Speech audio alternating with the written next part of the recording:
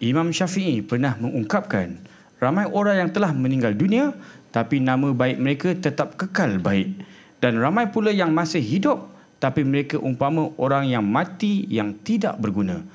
Renung-renungkan. Borak tengah lapar, borak tengah lapar, borak tengah lapar, borak tengah lapar.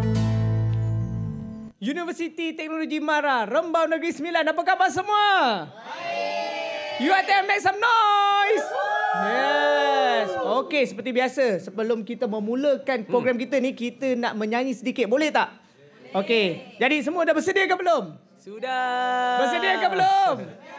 Alright. 3, 4. Sesungguhnya walau ku kutip semua permata di dasar lautan. Sesungguhnya walau ku siram dengan air hujan dari 7 langitmu.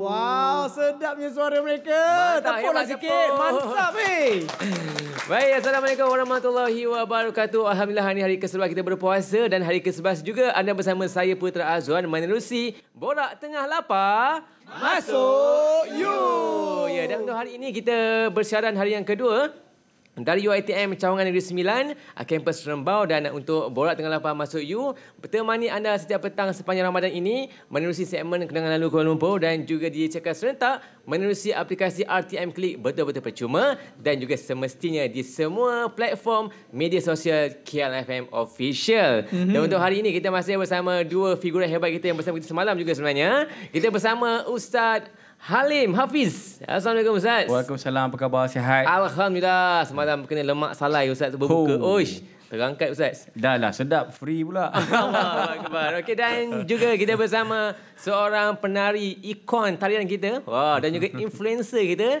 pepengaruh kita, Alam Wakaka. Assalamualaikum semua. Saya Alam Wakaka. Oh yeah. Tapi sebelum tu nak tanya dekat Alam, ada dah bertahun-tahun kenal Alam. Ya, Alam saya. Wakaka. Tapi tak tahu apa maksud Wakaka tu sebenarnya. Okey, Wakaka ni dia sebenarnya ada banyak maksud. Okey. Dia ada orang putih, ada Melayu. Aha. Tapi untuk yang bulan baik ni kita ambil yang baik lah. Okey. Okey. Walau awak kutuk, Allah kan ada. Itu maksud Wakakanya. Ya, betul. Okey, Alhamdulillah. Deep, boleh tahan deep, Deep Ustaz. Nah, nampak di sini Ustaz. Dia penuh dengan apa waktu muka apa? Hikmah. betul. Dan kita berpegang. Okey. Dahsyat. Alhamdulillah. Baik, untuk hari ini kita nak teruskan diskusi kita untuk topik kita hari ini iaitu reset dosa jiwa baru. Wow. Mendalam juga sebenarnya. Dalam juga. Kita hari topik yang deep lah orang kata kan. Dan pasti kita bersama pelajar UiTM Rembau untuk sama-sama kita berbicara mengenai topik ini. Dan kita nak mulakan, kita nak buka dulu Ustaz. Saya? Soalan kepada pelajar UiTM untuk Okey. mereka mengajukan soalan kepada Ustaz Halim. Silakan. Alright. Assalamualaikum Ustaz dan panel. Waalaikumsalam. Saya Muaz daripada Fakulti Meskom semester 3. Saya nak bertanya kepada Ustaz, macam mana nak reset dosa kalau dah rasa terlalu berat dengan dosa yang lama? Ya. Silakan, Okey, Ustaz. terima kasih Muaz ya. Muaz. Okay, terima kasih Muaz. Okey, yang pertama sekali kita kadang-kadang rasa dosa tu terlalu besar, itu satu benda yang baik. Kadang ada orang dia buat dosa tapi dia rasa benda tu kecil. Alah, kecil dosa aku. Bahaya Ustaz Bahaya. That is totally wrong. Dia kita tak kisahlah dosa besar ke kecil ke. Yang penting kita kena ingat kita berdosa pada Allah. Bukan soal besar kecil, tapi soalnya kita melakukan kesalahan di depan Allah Subhanahu Wa Taala. Jadi rasa macam ya Allah besarnya dosa aku, boleh ke Allah terima ke? Allah terima ke taubat aku? Yalah. Okey, jadi kita kena ingatlah walaupun dosa kita besar macam mana sekalipun, tapi keampunan Allah jauh lagi besar berbanding dosa kita. Kita kena ingat Allah tu sifatnya Al-Ghaffar, Maha Pengampun. Ya. Jadi bila kita walaupun dosa kita segunung mana sekalipun, tapi Allah punya sifat pemaaf tu jauh lebih besar berbanding dosa kita. Jadi tidak ada dosa yang tidak dapat diampunkan, melainkan dengan izin Allah. Jadi maknanya teruskan rasa berdosa tu, teruskan bertaubat dan kembali pada Allah. Dan mudah-mudahan Allah Ta'ala ampunkan segala dosa-dosa kita. Amin. Amin. Amin. Jadi Ustaz ya, macam mana cara yang terbaik nak ikhlaskan kita bertaubat tanpa kita rasa terpaksa? Oh, okey. Macam mana tu kita nak ikhlaskan diri kita tu? Sebenarnya ada ulama Imam Al-Ghazali kata, ikhlas ni ibarat semut hitam di atas batu hitam di dalam gua yang gelap gelita di tengah malam yang gelap. Maksud tak Jadi nampak lah sangat semut tu. susah. Tambah pula kalau kita pakai kacamata hitam lagi tak nampak. Itu saya tambah, Imam Ghazali tak cakap pun. Okey, jadi nak ceritakan keikhlasan ni sangat susah. Okey. Sebab tu dalam Al-Quran ada satu surah nama tu surah Al-Ikhlas. Okey. Apa surahnya? Qul huwallahu Yes, ahad. Qul huwallahu ahad. Sampai habis, kita jumpa tak perkataan ikhlas? Kan surah Al-Baqarah ada perkataan Al-Baqarah. Tapi surah Al-Ikhlas, nama Al-Ikhlas, tapi perkataan ikhlas tidak ada dalam tu. Betul. Sebab ia tersembunyi. Jadi ikhlas ni sifatnya sangat tersembunyi, sangat tersembunyi. Jadi susah kita nak tahu kita ni ikhlas ke tidak. Yang penting kita kena usaha dan usaha. Dalam perkataan ikhlas tu ada satu istilah lagi namanya istikhlas, iaitu belajar untuk berikhlaskan diri. Jadi kita kena praktis. Mula-mula macam budak kecil. Dia mula-mula semayang atau puasa sebab takut kena rotan. Betul. Tapi bila dia dah biasa, dia dah berlatih, akhirnya dia puasa hari ni dalam keadaan lillahi ta'ala. Bukan kerana mak, bukan kerana orang lain. Itu namanya proses istikhlas. Jadi sebelum kita sampai ke ikhlas tu, ada satu level namanya istikhlas, iaitu cuba untuk mengikhlaskan diri. Istikhlas. Yes. Jadi tak apa. Okey. Tak ikhlas tu normal. Kita berusaha. Masa berusaha tu namanya istikhlas. Mudah-mudahan diterima oleh Allah Ta'ala juga. InsyaAllah. Amin. Okey, Ustaz nak tanya sikit ni kesinambungan daripada soalan pelajar Muaz tadi. Ya. Ustaz kata kita perlu untuk rasa berdosa. Ya. Okey, bagaimana perlu Ustaz kalau kita rasa berdosa sampai kita anxiety, sampai takut nak menempuhi hari esok? Ni macam mana pula Ustaz? Jadi sebenarnya sifat kita bertaubat tu, dia akan menaikkan semangat, motivasi, memperbaiki keadaan. Jadi bila benda tu, kita jangan rasa anxiety tu tak bagus sebenarnya. Bila kita rasa macam alamak susah, tapi kita ingat dosa aku kena cover balik. Aku dah buat jahat selama ni. So besok kena cover lah dengan buat baik. So kena lebih bersemangat untuk bangkit semula daripada kesilapan. Bukan takut tak mau keluar rumah. Bukan. Bertaubat. Jadi orang kata 6 kali jatuh, 7 kali bangkit. 6 kali buat salah, 7 kali taubat. So kita bangkit, cover balik kesalahan kita dengan amalan yang baik. Dan mudah-mudahan Allah Ta'ala terima taubat kita. InsyaAllah. Amin. Jadi kalau contoh kan, dosa kecil tu, kalau kita biarkan, adakah dia akan menjadi, maksudnya dibiarkan, maksud kita akan melakukan dosa-dosa kecil tu lah. Kalau dibiarkan, adakah ia akan menjadi satu dosa yang besar? Yelah, dia bak kata orang Melayu kan, pepatah Melayu, sikit-sikit lama-lama jadi bukit. Menabung Ustaz. Jadi macam orang Arab pula kata qalilan sara jabalan. Sikit-sikit lama-lama jadi bukit. Sama juga maksudnya. Jadi maknanya kita ni buat jahat, buat dosa ni, masalah juga kalau kita rasa ini dosa kecil je. Tapi kalau dosa kecil yang dijadikan amalan, maka dia boleh menjadi dosa yang besar. Baru saya tahu.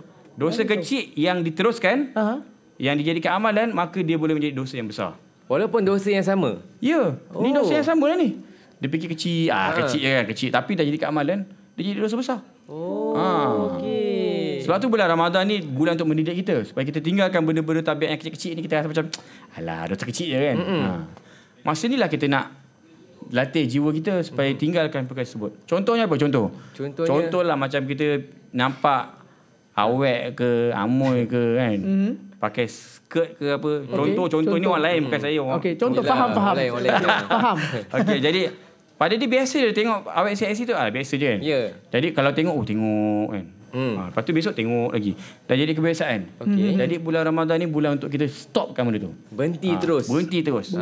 Kalau ternampak tu, cepat-cepat kalih ke lain. Okay, Azwan dengar Dengar berhenti terus ya. Saya memang dah praktikan sebelum Ustaz bagi tahu. Amalkan dulu lah kan. InsyaAllah. Okey, baik. Asal lagi nak sambung ke? Tak ada apa. Nampak tak permainan dia? Okey, baik. Kejap lagi kita kembali bersama Ustaz Halim dan juga Alam Kakak untuk kita teruskan lagi diskusi kita hari ini mengenai riset dosa jiwa baru ni. Tapi kita nak berehat seketika. Kejap lagi kita kembali semestinya bersama dengan anda untuk Borak Tengah Lapar. Masuk you. Borak tengah lapar. Borak Tengah Lapar. Masuk you. Masih bersama saya Putra Azwan, Ustaz Halim Hafiz dan juga Alamak Kakak, Ya, juga pelajar-pelajar UiTM Rembau. Kita masih berbicara sebenarnya untuk topik kita hari ini, iaitu Reset Dosa Jiwa Baru. Tapi sebelum tu, kepada mungkin baru je dengarkan kami ni kan, alamak dengar macam mana terlepas pula tak masuk awal. Jangan bimbang, anda boleh dengarkan kembali, boleh saksikan juga sebenarnya di RTM Klik betul-betul percuma menerusi video on demand. Bila-bila masa pun boleh, okey? Tak ada masalah.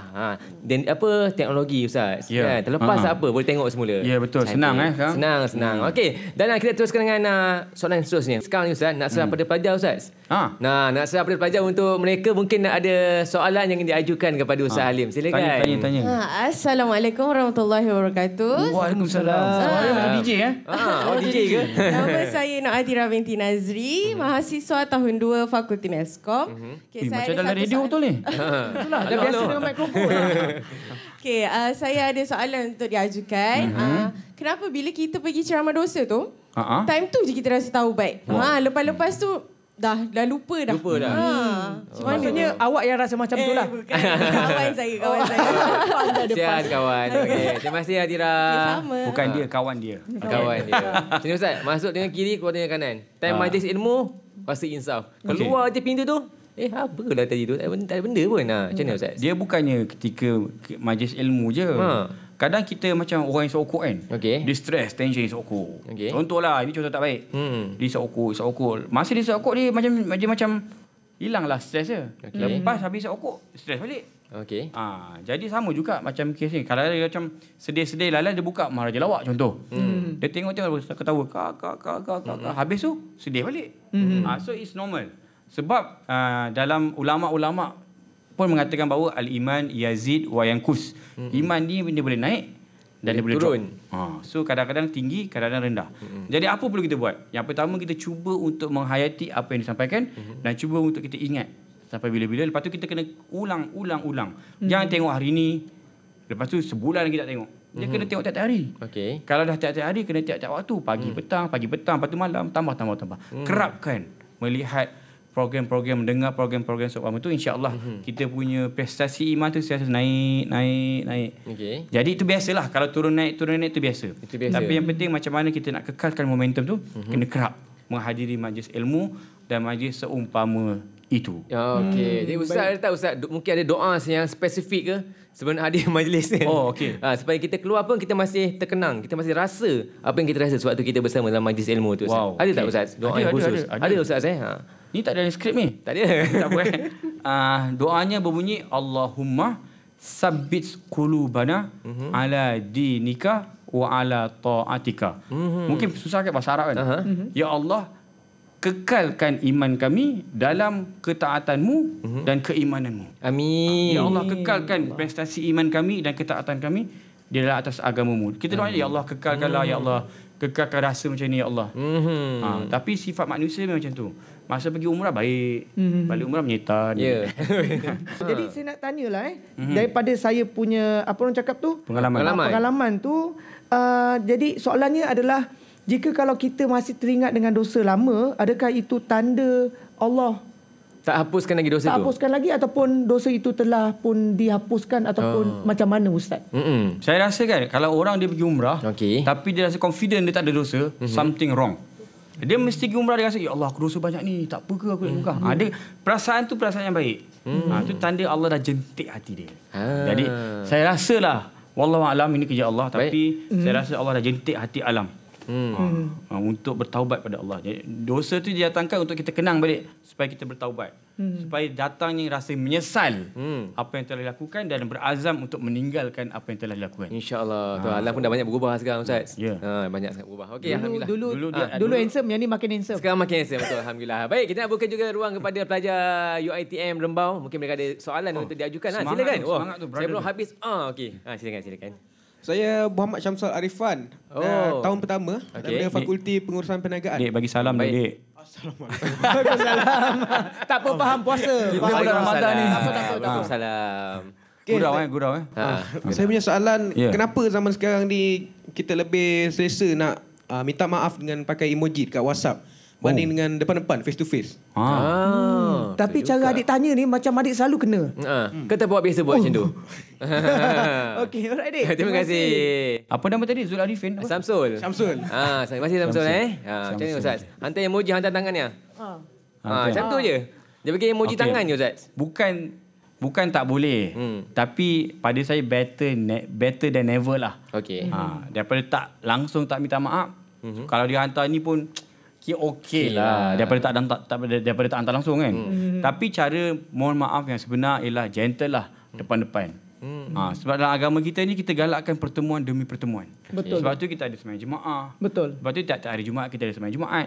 Sebab tu hari raya kita digalakkan bertemu. Sebab apa? Sebab kita nak saling face to face. Ya, betul. Jadi yang terbaik face to face lah. Betul. Bukan tak boleh emoji tu, mungkin sekadar mukadimah. Lepas hantar emoji, datang jumpa. Okay. Baik Ustaz, kena beralih sikit Ustaz. Ini berat sikit lah. Ada sahabat kita tanya ni kan. Ya. Ustaz Alim, apa beza antara taubat nasuha dan juga taubat yang biasa ni Ustaz? Wow. Okey, sebelum tu saya nak sebutkan lah. Taubat ni ada banyak kategori lah. Ada taubat yang tidak serius, ada taubat yang serius. Tapi dalam banyak-banyak taubat yang paling diterima oleh Allah ialah taubat nasuha. Taubat nasuha ni apa? Taubat yang benar-benar taubat. Dia ada elemen yang pertama menyesal atas apa yang telah dibuat. Yang kedua dia berazam untuk meninggalkan. Yang ketiga dia mestilah menyembunyikan kesalahan dia yang lepas. Dia tak boleh berbangga-bangga. Contoh kan, contoh dulu dia minum arak, dia tak boleh cerita kau, dulu aku minum arak. Kau orang minum arak setakat whisky murah. Aku wine tahun 70 tahun 60. Yang peram lama punya. OL ni Ustaz dia tak boleh riak belagak dengan apa yang dia buat dulu. Tapi tu dulu sekarang taubat dah. Taubat. Walaupun macam tu tak boleh.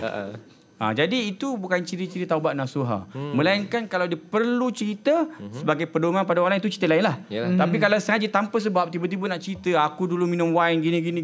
Dulu aku gini, dulu aku teruk, dulu aku kaki perempuan, dulu aku kaki judi. Dia cerita kat semua, dia gebang kat semua orang. Lepas tu, tapi tu dulu, sekarang dah taubat dah. So what's the point? Itu bukan taubat nasuha. Taubat nasuha dia mesti sembunyikan kesalahan dia yang lepas. Kalau dulu mungkin dia pakai seksi, sembunyikan gambar-gambar lama tu, delete ataupun buanglah. Bukan dia tayang balik, ni dulu makcik muda-muda dulu. Jadi tak boleh. Dia kena sembunyikan, dia kena menyesal, dia kena ada azam untuk meninggalkan. Lepas tu dia betul-betul minta maaf pada Allah. Ya Allah, ampunkan dosa. Seandainya aku boleh putarkan balik jam untuk kembali ke zaman muda, aku takkan buat benda tu. Itu baru taubat yang benar. Taubat nasuha. Jadi itu taubat yang betul-betul diterima oleh Allah. Jadi dia tak buat balik perkara tersebut. Tak ulang balik. Adakah sikit Ustaz, adakah kalau taubat nasuha mesti menangis Ustaz? Kau tak menangis tu, kau tak nangis pun tak nasuha lagi ni. Macam tu. Macam masalah ni. Tapi betul ke? Berdasarkan pengalaman. Okey, jadi sebenarnya susahlah nak jadikan. Ada orang tu yang susah nak keluar mata. Ada orang dia punya mata dia macam kepala pek bomba. Sikit-sikit menangis, sikit-sikit menangis. Jadi it depends lah sejauh mana hati dia. Bukannya air mata tu sebagai benchmark, bukan. Tak semestinya. Tapi sebenarnya memang betul lah. Biasanya bila kita menangis, kita akan keluarkan air mata. Air mata itulah sebenarnya air mata yang mulia, yang bakal menjadi pembakar api di neraka. Jadi eloklah kalau menangis tu kerana taubat. Tapi tidaklah semestinya kita taubat tu mesti keluar mata. Baru kita pun keluar mata mana, tak keluar mata. Lalu tahu air more. Jadi tak jadi jugalah. Jadi tak semestinya. Tak semestinya. Okey, alright. Contoh cerita pasal cara bertaubat tu kan. Sekiranya kalau kita memang ada niat bertaubat dan kita memang tidak melakukan lagi kesalahan lama, adakah itu dikira taubat? Kalau taubat nasuha yang full mark Okey, full mark. Yang full mark dia mesti menyesal. Dia mesti ada rasa menyesal dan dia mesti azam untuk meninggalkan benda tu. Dan itulah macam saya cakap tadi, kalaulah dia ada kuasa untuk putarkan balik jam, maknanya back to the past, dia ulang balik, dia tak akan melakukan kesalahan yang macam sama. Itulah dia perasaan sebab kalau itu. Masa kita menyesal, buat taubat nasuha tu. Menyesal, kenapalah aku minum arak dulu? Kenapalah aku buat maksiat dulu? Kalaulah boleh reverse balik, aku nak jadi orang mukmin yang bersih, tak ada dosa langsung. Itu baru taubat sebenar. Taubat ada juga orang taubat dah dia tinggalkan je. Lepas tak buat lagi dah. Betul. Tapi dia tak menyesal. Taubat juga tapi taubat yang tak full mark lah. Baik. Jadi kalau kita kan ada banyak lapisan-lapisan tingkatan-tingkatan. Mungkin ada taubat dia taubat Pro 2, ada taubat yang taubat Mercedes, ada taubat dia taubat McLaren. Kategori dia Ustaz. Baik jadi, Ustaz. Itu untuk yang kita minta maaf, kita bertaubat lah kan.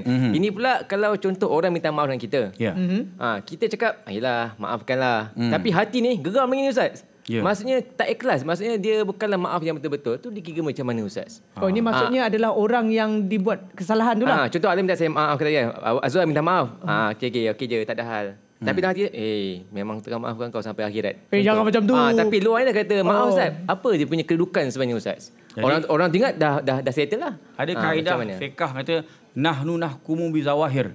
Kita ni berhukum dari zahir je. Kalau saya minta maaf ke awak kata awak dah maafkan, dah lah selesai lah. Soal hati awak tu belakang cerita lah. Kita berhukum dengan zahir. Takkan kita, betul ni, betul awak ikhlas. Kenapa macam-macam ni? Jangan. Yang minta maaf tu tak payahlah godeh-godeh pula nak tanya kan. Hati awak ni betul ke ikhlas ni? Nak belah kapak pula nak tengok hati dia kan. Tak payahlah. Kita maafkan dah lah. Zahir je. Kalau dah kata okey maaf, dah kira settle. Betul. So style macam tu pula. Tapi kalau contoh orang tu seperti Azwan sendirilah. Contoh lain pula. Azwan dia minta maaf dekat saya tapi sambil gelak-gelak. Adakah maaf dia tu bergurau ke ataupun ikhlas betul. Kita pun tak tahu dia sekadar betul ke, ikhlas ke ataupun main-main. Jadi orang yang nak memberi kemaafan macam kau ni gelak-gelak pula kan. Macam mana pula tu? Cantik. Ustaz simpan jawapan dulu sebab kita pun nak gelak-gelak sekejap ni. Nak berehat seketika. Kejap lagi kita kembali Ustaz jawab soalan Alam semestinya menerusi Borak Tengah Lapar. Masuk you. Borak Tengah Lapar. Jaga masa berpuasa sepanjang Ramadan berbeza-beza mengikut lokasi dan juga tempoh siang di setiap negara. Okey, jadi di kawasan berhampiran Kutub Utara seperti di negara Norway dan juga Sweden, umat Islam berpuasa sehingga 20 ke 22 jam sehari.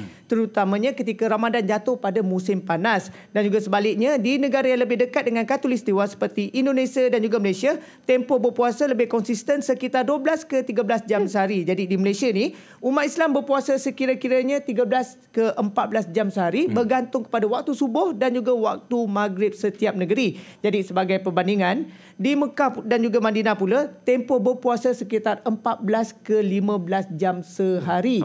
Dan saya sendiri pernah berpuasa di London, mengambil masa lebih kurang 16 jam untuk buka puasa. Lagi lama lah Ya, tepat sekali. Itu di London. Dan di negara seperti Iceland pula mencatat waktu berpuasa terpanjang sampai 22 jam.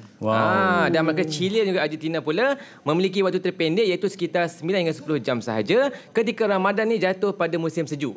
Dan perbezaan ini disebabkan oleh kedudukan geografi dan juga peredaran matahari sepanjang tahun. Itu ada cepat, ada yang lama. Apa pun anda masih bersama saya Putra Azwan, Ustaz Halim dan juga Alam Wakaka semestinya menerusi Borak Tengah Lapar. Masuk you. Mantap. Kita masih berbicara topik kita hari ini, okey.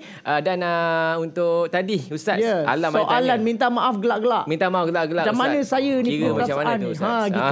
Jadi dia gini, kadang-kadang keikhlasan tu perlu ditonjolkan lah. Bukan tak boleh gelak-gelak, tapi kadang-kadang minta maaf ni satu yang serius. Jadi mestilah betul-betul bersungguh-sungguh. Nak gelak tu boleh, tapi biarlah berpada-pada kena dengan suasananya. Jadi kadang-kadang bila, sebab tu dalam Quran pun sebut fawailul lil musallina allazina hum an solatihim sahun. Jadi orang yang solat pun sama ada dia makin dekat dengan Allah ataupun dia akan dihumbankan dalam api neraka. Sebab apa? Bila solatnya dalam keadaan lalai. Jadi sebenarnya kita solat ni sepatutnya kita makin dekat dengan Allah. Tapi bila kita solat dalam keadaan lalai, dalam keadaan leka, dalam keadaan melengah-lengahkan solat dan sebagainya, maka solat itu bukan mendekatkan kita dengan Allah, tapi makin menjauhkan kita dengan Allah Subhanahu Wa Taala. Tadi saya minta maaf juga. Minta maaf ni sepatutnya mendekatkan hubungan kita. Tapi bila dibuat main-main, makin jauh pula jadinya. Sebab jangan main-main dengan saya. Kau nak minta maaf ke tak? Kalau minta maaf betul. Jangan ketawa-ketawa kan. Itulah saya tak faham minta maaf ke tak ni. Kau minta maaf. Cuba cari. Nanti. Belum raya lagi Lam. Belum raya. Raya kita jumpa lah. Kalau sempat raya kan. InsyaAllah. Mudah-mudahan. Okey. Baik, dan Ustaz, ada sahabat kita ni tanya Ustaz. Katanya kenapa kita lebih mudah memaafkan orang lain, tapi kita sukar untuk memaafkan diri kita sendiri ni Ustaz. Orang lain kita mudah memaafkan, tapi untuk diri kita sendiri macam kenapalah aku buat macam tu, kenapalah aku tak buat macam ni. Sebenarnya itu satu perasaan yang baik lah. Perasaan baik juga. Jadi dia kena maafkan diri dia dengan dia cover balik dengan benda yang lebih baik. Contoh dia pernah buat dosa A. Jadi macam mana dia nak maafkan diri dia? Dia kena buat satu amalan yang baik yang dapat menenggelamkan dosa A tadi. Dia buat amalan B pula. Macam itulah cara nak maafkan diri sendirilah. Saya nampak macam itulah. Itu caranya Ustaz. Itu yang paling mudah. Jadi seperti dosa ni, contohnya kalau kita berdosa dengan orang, adakah sama seperti kita berhutang dengan orang? Dan adakah itu akan membuatkan kita lambat semasa kita sedang berada di padang mahsyar nanti? Next level ni, next level. Okay. Jadi soalan ni sebenarnya dia saya teringat kata-kata daripada almarhum Syekh Yusuf Al-Qaradawi dalam kitab dia Fiqhul Aulawiyat. Kalau kita ada dosa dengan orang dan dosa dengan Allah, maka kita kena settlekan cepat-cepat dosa dengan orang. Dosa dengan orang tu? Dosa dengan Allah. Kenapa Ustaz? Okey, sebab dosa dengan orang ni, selagi orang tu tak maafkan, selagi itulah dia pending. Selagi dah dosa tu akan terawang-awang lah, masih ada lah. Tapi kalau dosa dengan Allah, innallaha ghafurur rahim. Allah tu maha pengampun, maha penyayang. Jadi dengan Allah ni kita nak taubat, kita bertaubat, kita solat taubat, kita bersedekah, kita tinggalkan amalan dosa tu, Allah dah ampunkan dosa kita. Tapi kalau dengan manusia, contoh kita pernah terngumpat dia, kita ngumpat dia tapi dia tak maafkan. Selagi dia tak maafkan, selagi itulah kita kena kita masih berhutang dengan dia. Maksudnya berhutang jugalah kan? Istilahnya berhutang lah. Bila kita buat dosa dengan dia, kita berhutang dengan dia lah. Jadi contoh kalau kita nak bercakap seperti kita mengumpat ataupun menggunakan dia sebagai contoh, tu macam mana pula? Adakah itu berdosa? Itu kita kena buka satu tajuk baru, ngumpat atau tidak. Topiknya tajuk baru tu. Nanti insya-Allah lah. Cuma penerbit ni. Nak tambah sikit lagi.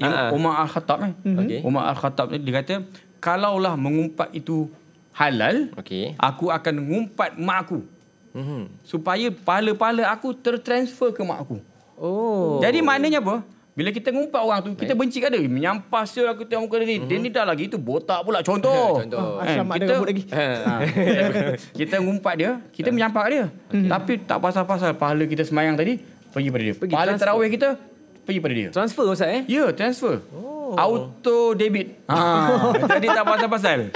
Jadi rugilah, penat kita beramal, kita puasa tadi, kita tarawih malam ni, kita buat amal soleh, kita sedekah.